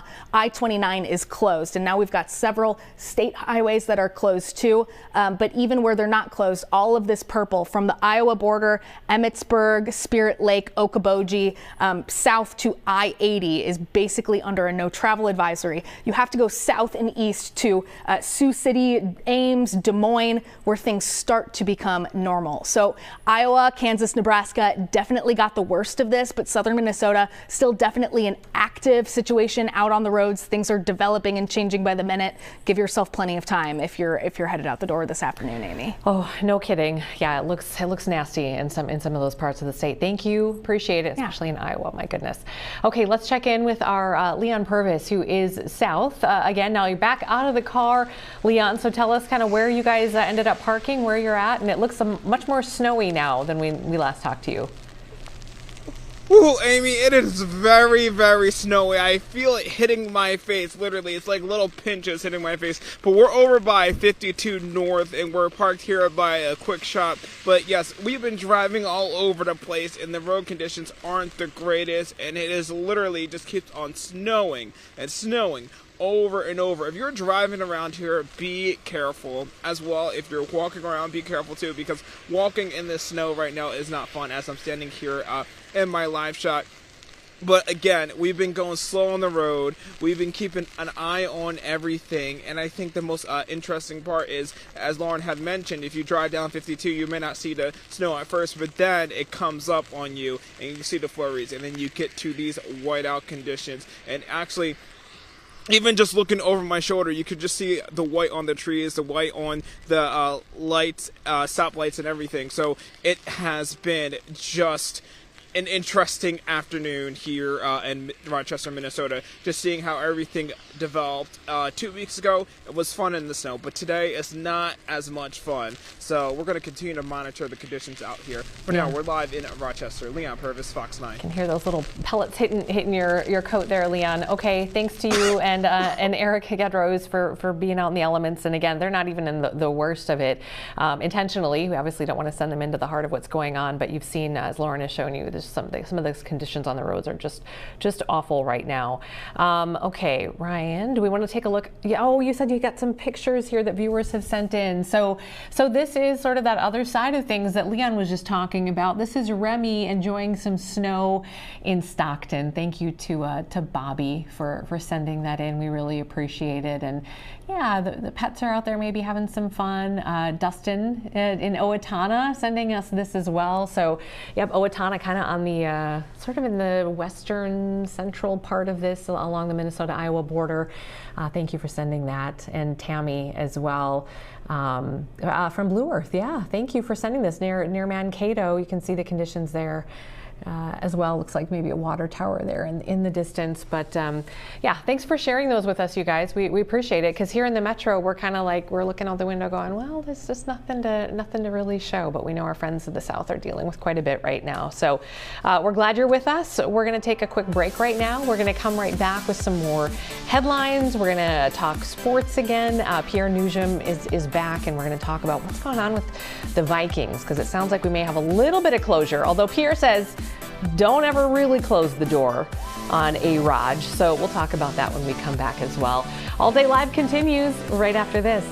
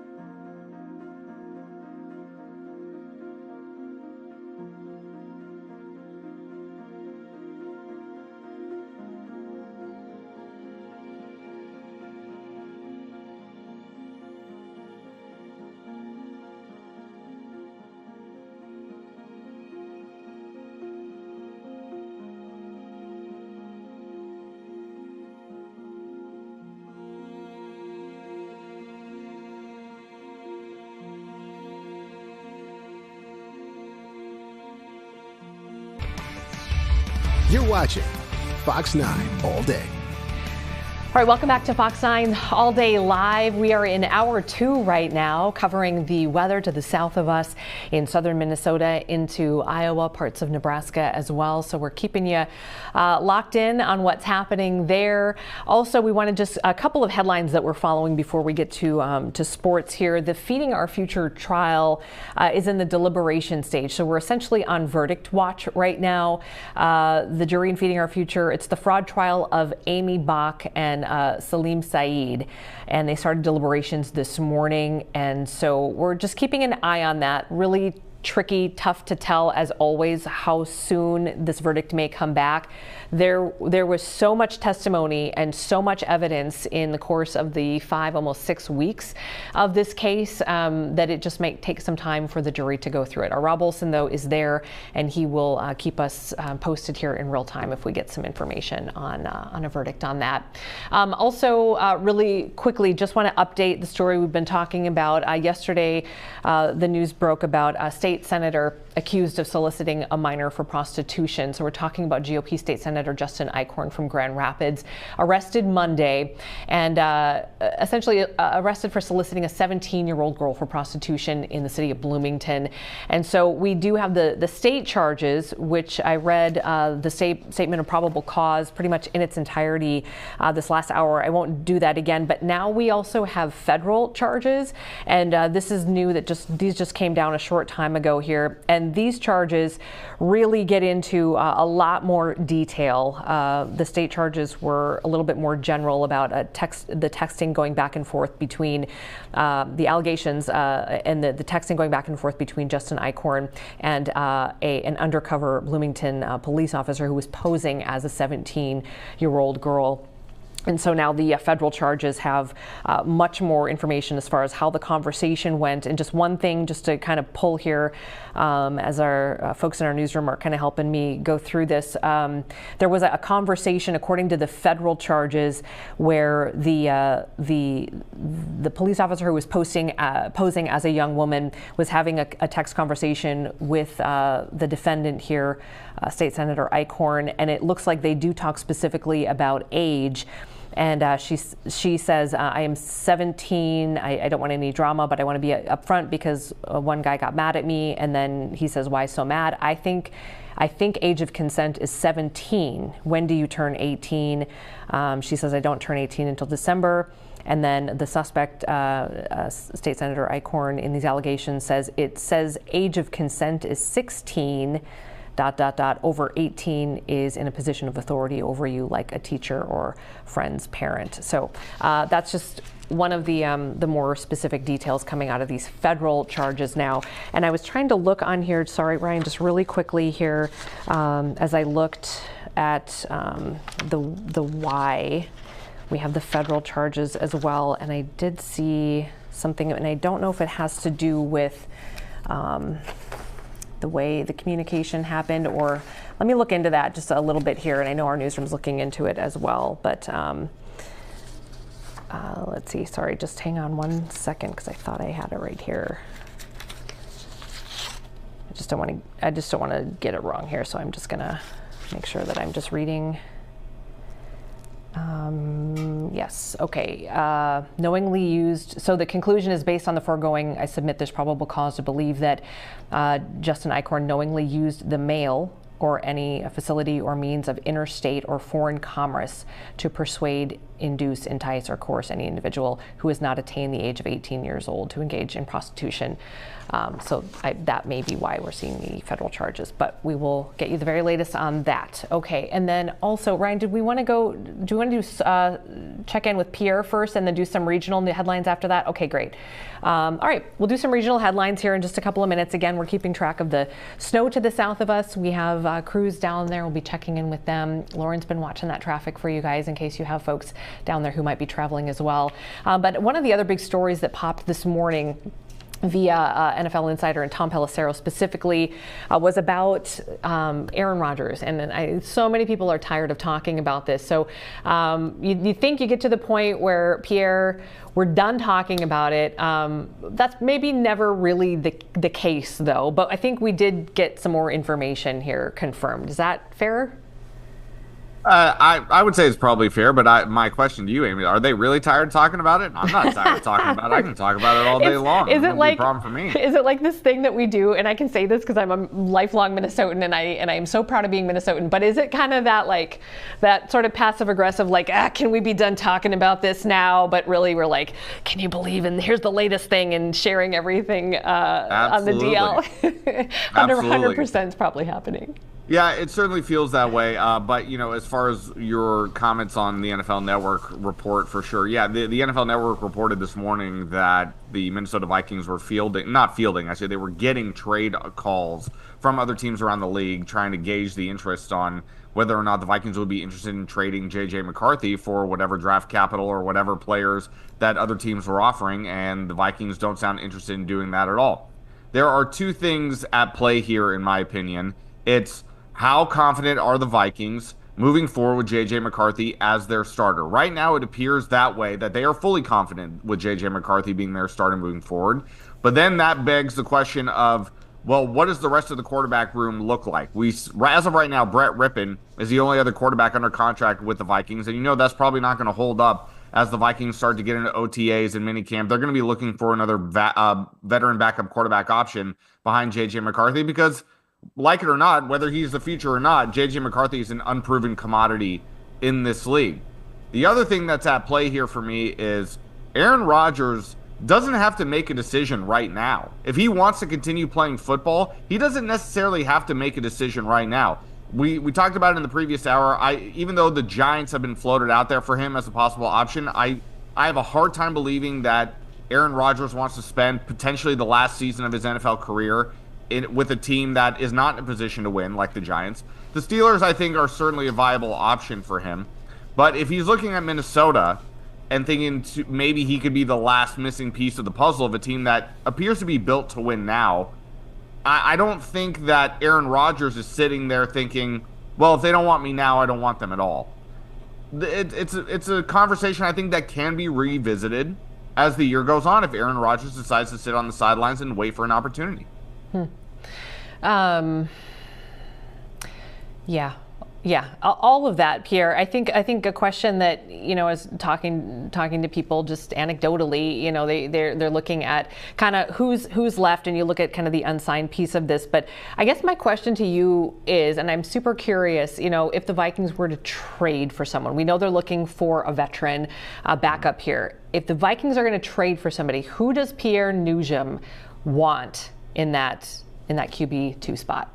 Wow, that's a very interesting question. Well, I know everybody's having fun talking about Kirk Cousins possibly reuniting with Did Minnesota. You hear Ryan in your ear? Just go Kirk Cousins. I did not actually, but I know everybody's. But for two things with Kirk Cousins, he has a no trade clause in his contract, so he gets to dictate really where he wants to go if the Falcons are so inclined to trade him.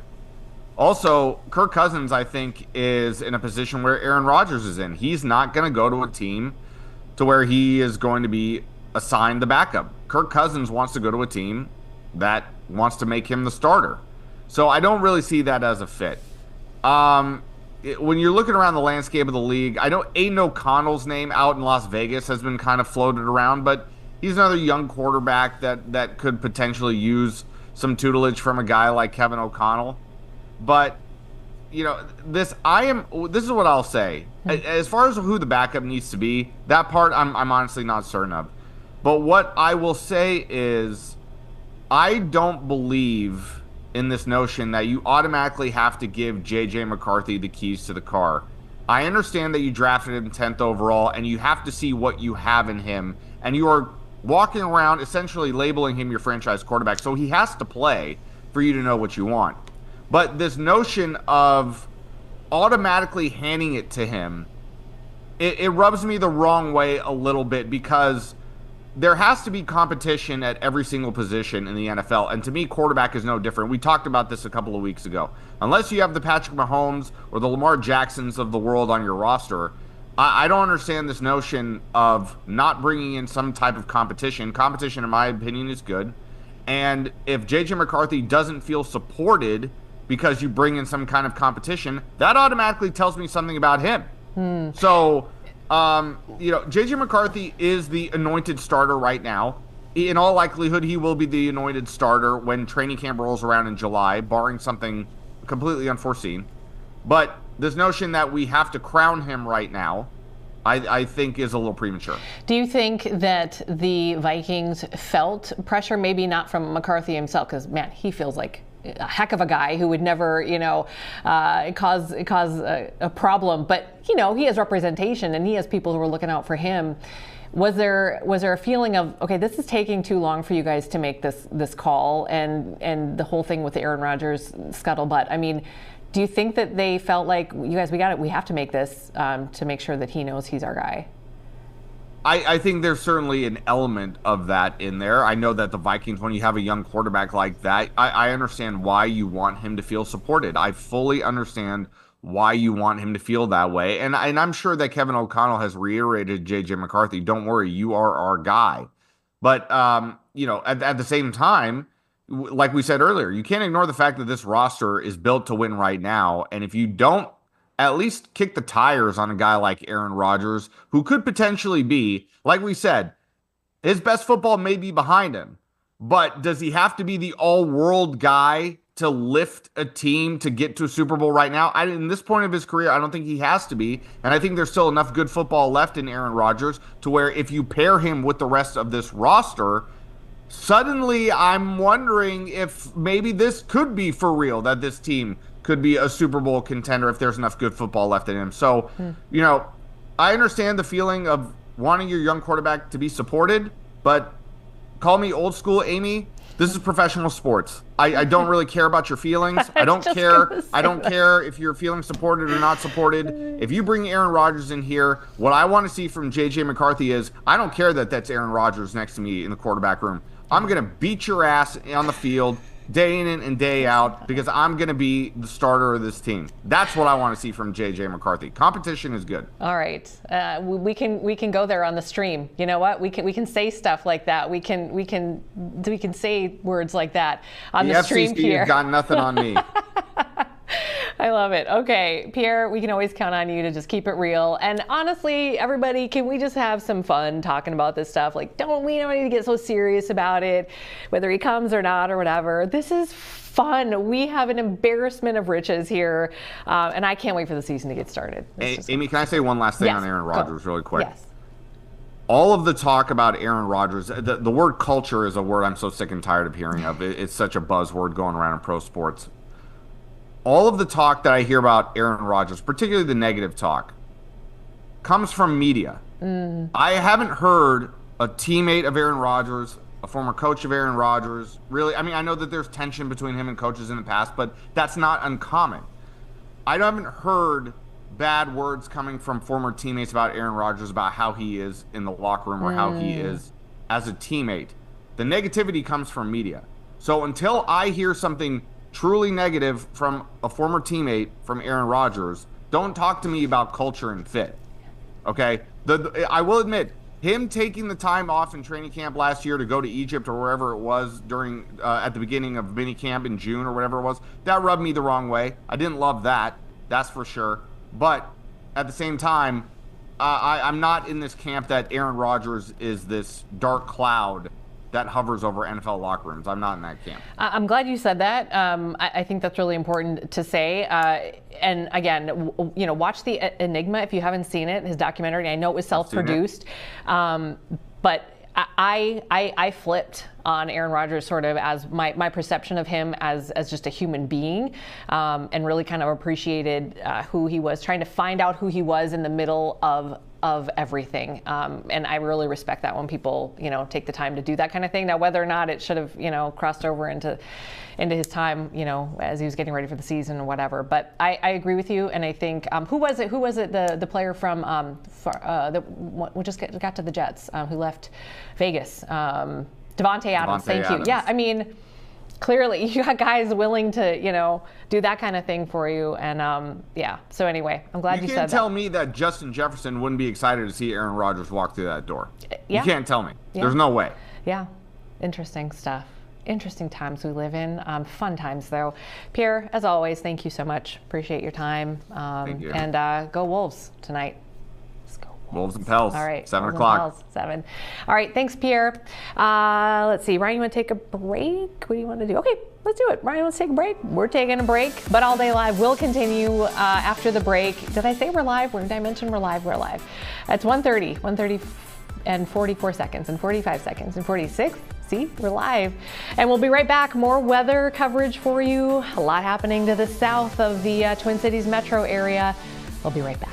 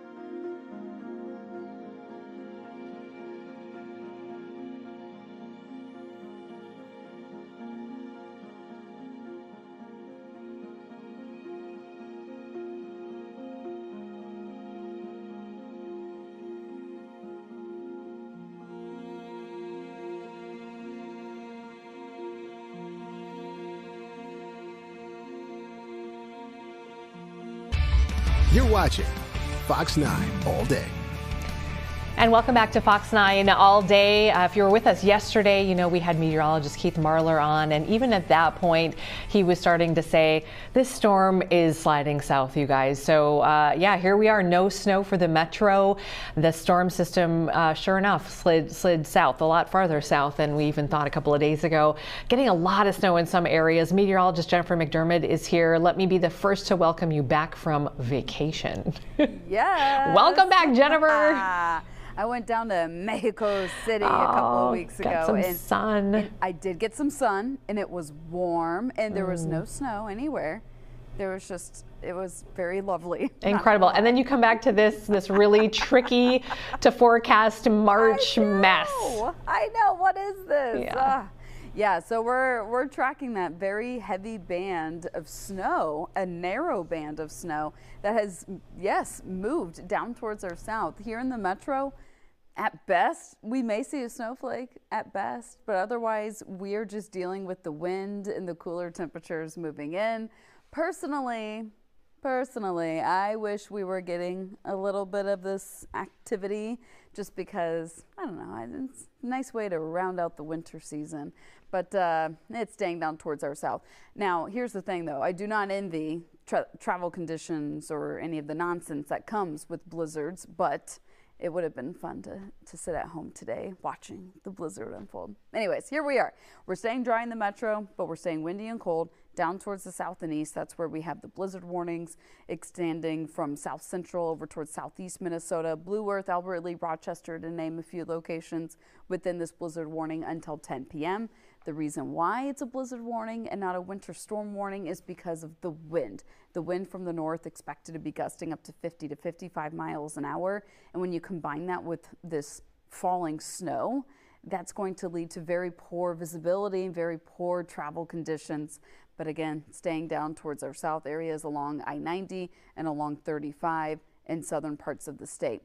Now, here's a look at our storm vision right now. We're all cloudy, but the snow staying in south central and southeast Minnesota and expanding over into parts of a good chunk of Wisconsin rather.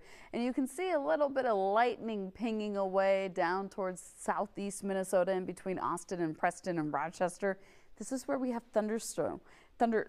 This is where we have an atmosphere that's chaotic enough to have thunderstorms, but also move into a cold environment, survive, but change the precipitation from rain over into the form of snow. So earlier this morning, we did have some severe thunderstorm warnings down in Iowa, and that's staying away from us, but it just gives you an idea of how strong this area of low pressure is.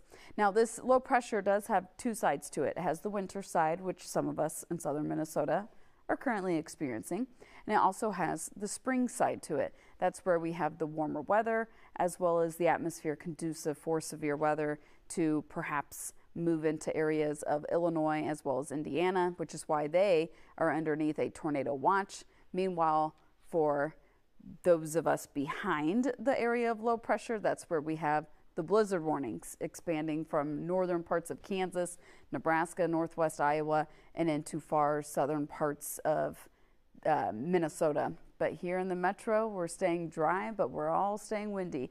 Winds coming in from the north, gusting up to 30 to 40 miles an hour, and they will continue to strengthen throughout the day.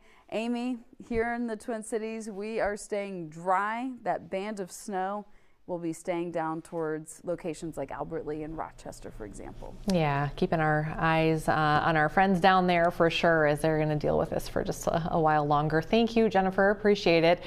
Speaking of that, let's get a check of the roads too, because that really is where the trouble is happening. And our Lauren and Drago has been on that for us this hour, and we've been watching the 511 map and seeing how things are developing to the south. And we wanted to go now to State Patrol and talk to Lieutenant Mike Lee with the State Patrol and just get a feel for how things are going. Thank you for joining us, Lieutenant. Hey, thanks for having me. So we checked in with you a little earlier on the Fox 9 morning news. Of course, that was several hours ago, and a lot has changed now. What are you guys seeing? You're in St. Paul right now, I understand, but what are you guys seeing down to the south and southern Minnesota? Yeah, so the biggest travel impacts seem to be in Freeborn County, which is kind of the Albert Lea area, right at I-90 and 35. So we're just urging people, if you're gonna go out, if you have to go out, just please slow down, drive carefully. We are seeing some jackknife semis and a couple of vehicles off the road, a couple of crashes. Yeah. In fact, I just was checking our real-time Slack channel here, and somebody had put in Hayward Township. It looks like this was at about 1:26 this afternoon, a major accident, a semi rollover. Driver out of the semi, however, possibly stuck in the water there. So I imagine there's some crews headed in that direction, if not there already. You had mentioned something earlier when we were talking to you, when Tom and I believe Kelly were talking to you this morning about squads and some incidents with squads. Was that just this last storm where some State Patrol squads? Can you tell us about what happened and how we can kind of try to prevent that from happening again? Yeah, so the last storm, which happened about a couple of weeks ago, I think to the day, it was similar conditions that the southern area is seeing now, where it was rain that turned to ice, and then that heavy, wet snow, and with the heavy winds, it created really poor driving conditions and visibility. So in that storm here in the metro, 5 squad cars were hit, and that was just for State Patrol. So again, this is a critical message to people. If you see emergency lights or an incident, slow down, move over, move away from the incident so a secondary incident doesn't occur. These are preventable crashes and just absolutely unnecessary. Luckily, nobody was injured in any of those squad crashes. Yeah, but the very fine line between something like that, injuring somebody and not. And I guess to that point, always, I know we're entering a time when we could still see some more storms here. So it's always just a good reminder. Sometimes when we are showing live cameras on the interstates or the highways, we see people getting out of their vehicles after a spin out, that kind of thing. Can you kind of walk us through the advice from law enforcement? Because you might say, well, but I feel safer if I get away from the car. Or just kind of tell us what the advice is from State Patrol. Yeah, and I'm sure people are kind of panicked and unsure of what happened, what their vehicle looks like. But the main thing we urge is, if you can move your vehicle off the highway, either to an exit ramp and or a parking lot, that would be the best spot. where there's no traffic around you. If you can move your vehicle so it doesn't get hit, that would be great. But if you can't, please just stay in your vehicle, keep your seatbelt on, and call 911. I know it's tempting to go out, but it's a very crude way of thinking of it. I'd rather have the protection on my car and a seatbelt, some sort of safety barrier, versus just being hit by a car just by myself. Yeah, that's a great point, keeping that seatbelt on as well as being in your car. And then the last thing I want to ask you about is just, a lot of times people, we used to, back in the day, remember, Lieutenant, we used to have an emergency kit that we'd put in our car, and then we all kind of went, well, I've got this cell phone now, so I don't really need that. But the truth is, if the cell phone may not be accessible to you, can you kind of just touch on that as well? You're absolutely right. Yeah, it's kind of the fallacy of just relying on technology. Just understand technology can fail. But, if you are going to go out in the storm, we ask you that first of all, plan ahead, look at 511mn.org, look at your route, give yourself extra time. But keep your phone charged and have a phone charger in the car. If that's not accessible, have stuff that you can stay in your vehicle for maybe a couple hours. Some warm clothing, snacks, a shovel, really whatever else you think you need to be able to stay safely in your car. Yeah. Right, and heaven forbid your car rolls or something and the cell phone is no longer within reach. It's just, I always try to tell my kids, you cannot rely on this thing. Definitely got to be prepared. So thank you, Lieutenant Mike Lee with the Minnesota State Patrol. We appreciate your time today, and everybody stay safe out there and give these squads and these plows enough room to do their job. Thank you. Thank you so much. Okay, take care. All right, from Lieutenant Mike Lee to our Lauren Drago, who has really been watching these conditions deteriorate on the roads. Lauren, what are we seeing here as we're approaching the 2 o'clock hour? Well, I'm seeing a couple of incidents in that Hayward area, that crash that you just talked about on I-90. It looks like that we've got crashes going on either side. That's actually just a couple miles east of right here, a couple miles east of Albert Lee on I-90, Hayward Township. I think we see 3 different incidents. Unfortunately, don't have any cameras there, but I do along I-35. And what it looks like is this semi that we've been watching for 2 hours, finally going to get out of the ditch. But I'm seeing slow moving traffic here in either direction on 35 and in either direction on I-90. It looks like we're down to 1 lane, and the snowflakes were done for a while. Now they're back, and it looks like we've got a fully covered lane of traffic. So we're down to 1 lane. That's the only spot you can see on the road. I want to show you a couple other spots on I-35 because depending on where you're at, the things continue to change. Your elements are continuing to change. We had a crash right here that has just cleared in the Geneva area between Clarks Grove and Geneva. You can tell right here too, the roads are looking a lot better than they are in Albert Lee. North of that, we've got we've got this truck off into the ditch. We've got several jackknifed semis and semis on the side of the road all along the I-90 corridor. And I think we just got a report. Oh, and this has cleared too. 63 just south of Rochester, where we're still seeing whiteout conditions depending on where you are on the road. Right here, it looks like we've got partially covered roadways, but still those blowing conditions. We kind of lose visibility as you look farther off into the road. And that's kind of what I've been looking at around the Rochester area and in southeast Minnesota. Even when you're in town, there's some visibility concerns. Here's a look at 52 right now in Rochester in town. The roads are looking good. And something we've been talking about this morning is that a March snowstorm and a January snowstorm are much different in that if this snow was coming down in January, it might still be stuck here. The roads are colder and things freeze easier, and also road treatments don't work as well. But since we've been at that 30-degree mark, kind of hovering around the freezing mark, even a little bit warmer in some spots today, the salt is working a lot better, and that's what we're seeing in Rochester. Real quick, can we take a look at 511? I want to show you how things are changing a little bit. We've been staying consistent in that things north of Highway 14 from Mankato to Waseca to Owatonna to Rochester, everything north is looking good. We are seeing some wet roadways, but for the most part, it's actually looking like dry pavement. Things sharply change once you get south of Rochester in southeast Minnesota. We have fully snow-covered roads, some slush-covered roadways, completely covered shoulders, and blowing conditions that it can sometimes turn into whiteout conditions depending on where you're at. Seeing a lot of incidents around La Crosse and Winona here on the border. We've also got some slush and just wet road concerns. I was looking at some spots in Wisconsin where even when snow isn't coming down, it's still looking wet and can cause some issues. Towards south central Minnesota is really where we're seeing the most issues. This is that spot in Hayward, Wisconsin, right on I-90, just east of Albert Lee. We've got at least 2 jackknife semis and another crash right now. As far as road conditions go, they've kind of been staying the same over the last hour, fully covered to partially covered. MnDOT comes in and clears them, throws some salt down, and then before you know it, the windy conditions are making things covered again. No closed roads, no travel advisories in the state of Minnesota. That is all south of us, but just south of the Iowa border, we've got road closures that are growing every time I look at the Iowa dot map. Actually, if we have that up, let's just check real quick because we've got several road closures here. I-29 from Sergeant Bluff basically down to Omaha has been closed all morning. Iowa authorities say that road is impassable. Now we have some other road closures all over northwest Iowa. All of these purple roads are not closed, but it is no travel advised. That's been going on for the last 3 hours since before lunchtime and will probably continue in the next couple of hours. So if you're headed out in southern Minnesota, give yourself plenty of time. Don't go out if you don't have to. And check this map, 511mn.org. It's been a great resource for me all morning. That's where you can tell where all of the crashes are and when they clear.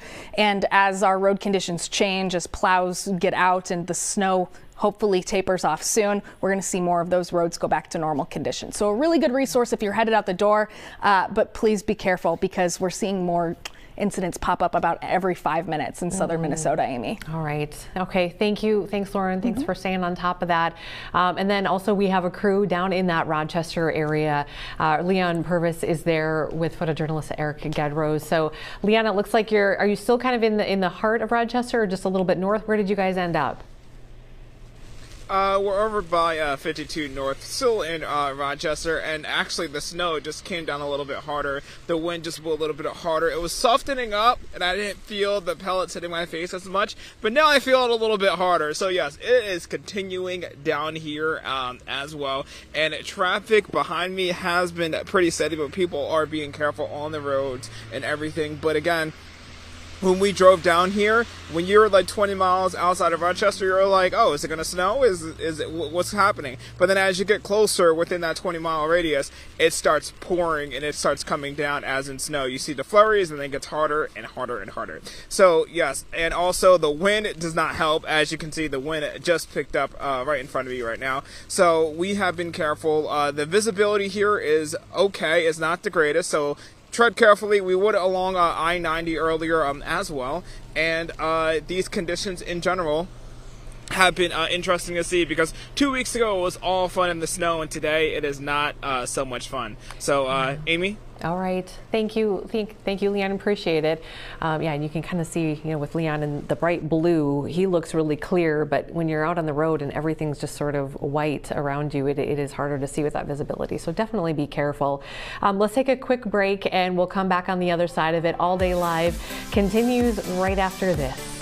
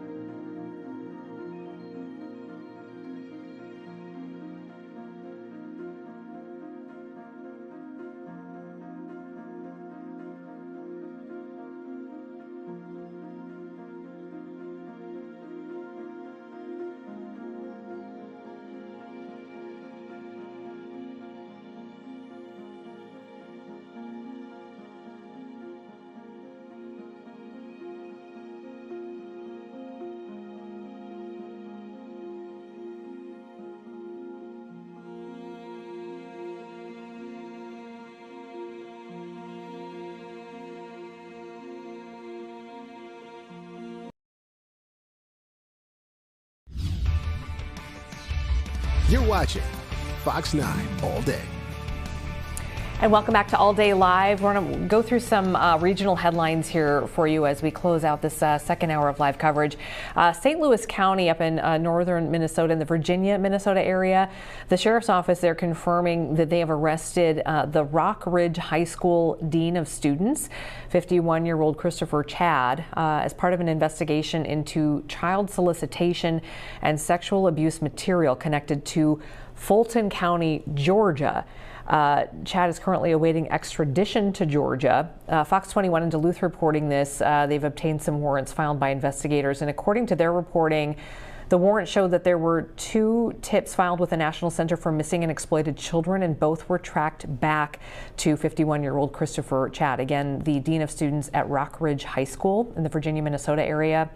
Let's see, documents say Chad was messaging a male he believed to be a juvenile male engaged in grooming behavior. So we'll keep tabs on that story, but that story just happening here in northern Minnesota. To Rice Lake in Wisconsin now, a firearms company making a big announcement in the Eau Claire area. Henry Repeating Arms is saying that they are moving all of their operations out of New Jersey and into Wisconsin, expanding headquarters about an hour north of Eau Claire in Rice Lake, and then 2 additional facilities in Ladysmith. So some economic news for you in Wisconsin. And then this one, Amber found this one, big news for travelers, western Minnesota and North Dakota. So Inforum News reporting Delta has apparently just renewed nonstop flights between Fargo and Atlanta, Georgia. The catch, though, Hector International Director in Fargo says it's a seasonal route operation for 6 Saturday-only flights. Delta says they brought it back thanks to high demand. It's been in the works since the end of the pandemic, so they've been working on this for a while. The first of the 6 flights happened this past weekend, so they only have 5 more Saturdays that they're going to do this. But boy, I didn't realize there would be such a big demand. Fargo to Atlanta, apparently, Ryan, is a hot ticket. Hot ticket. Atlanta, a lot of connecting flights, so you get to Atlanta and you can go all over the world, really. So I knew you'd have some insight into this, Ryan. You're our travel guy. Speaking of that, Ryan, have you ever heard of this thing called skip lagging? I have. Okay. I've never done it, but I know people who have. If you had done it, would you admit that you'd done it? Yes, it's not illegal. It's not just illegal. Frowned upon. It's like counting cards at casinos. Correct. So for those who don't know, skip lagging, you want to give us a quick little synopsis? Yeah, it's basically if I wanted to book a flight to Atlanta, hold on here, from Fargo, but I actually wanted to stop in Minneapolis, and a Fargo to Minneapolis flight was too expensive, but a Fargo to Atlanta flight with a layover in Minneapolis was cheaper. I just don't take the connecting flight. So again, nothing illegal about it. Yep. As far as I know. Yeah. No, it's not. There's not. It's not. It is just frowned upon by the airlines. So the reason I bring it up is because this story caught my eye that 2 American Airlines passengers have been caught skip lagging, and apparently American Airlines in general have grown more aggressive toward frequent skip lagging. So what happened is it occurred when a passenger checked in at the ticket counter and presented identification issued from their connecting state, which immediately raised suspicions, which seems odd to me that would be suspicious, but I don't know. And then the airline agent identified that the passenger likely intended to end their journey at the connecting city rather than continuing on to the final destination on the ticket. So they confronted the passenger, and the passenger admitted, I'm trying to save some money, identified themselves as a poor college student, saying, I'm just trying to get home, I don't have any money. And then that passenger's in this position of like, now I've admitted it, do I get on the plane and go to wherever, or do I stay here? Well, of course they stayed at that layover because that's where they needed to get off. But American Airlines said that they were gonna ban the passenger for life if that person didn't get on that plane to go to the connecting city. That seems harsh. And I wonder if they caught it. I wonder if that person had booked a previous trip, like the getting to the destination was, and they were able to kind of look at the trip and kind of put the puzzle pieces together. But it looks like airlines are cracking down and trying to spot that in advance. I think it'd be hard to, if you just did it once, it would be hard to spot that. Yeah, it would. There maybe was a pattern there. There must be more to the story. What's our off time here? Is it 5-7? We've 58, so we got 58? About 90 seconds. Okay, and just so the sort of I guess from the airline's perspective, they say we charge a premium for those nonstop flights. And so, you're basically ripping us off.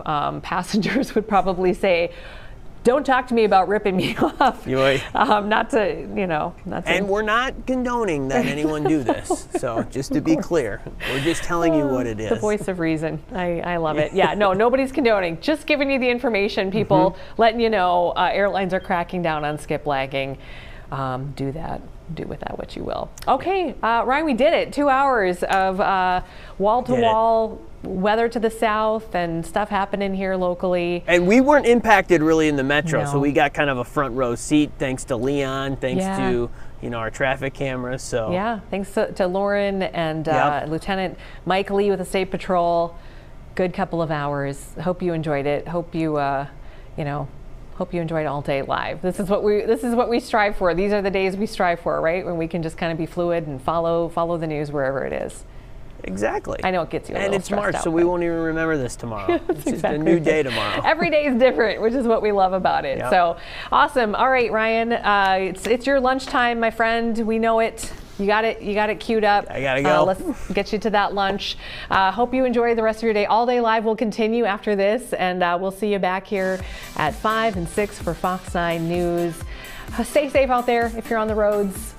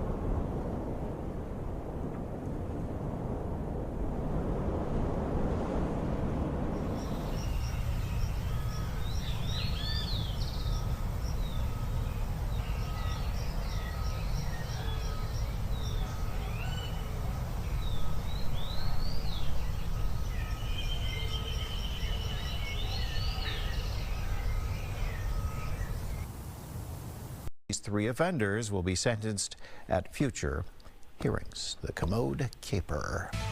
That will do it for us. Sherry is coming up next. The news continues on Fox Local on your smart TV with more on the, of course, weather that's going on in southern Minnesota with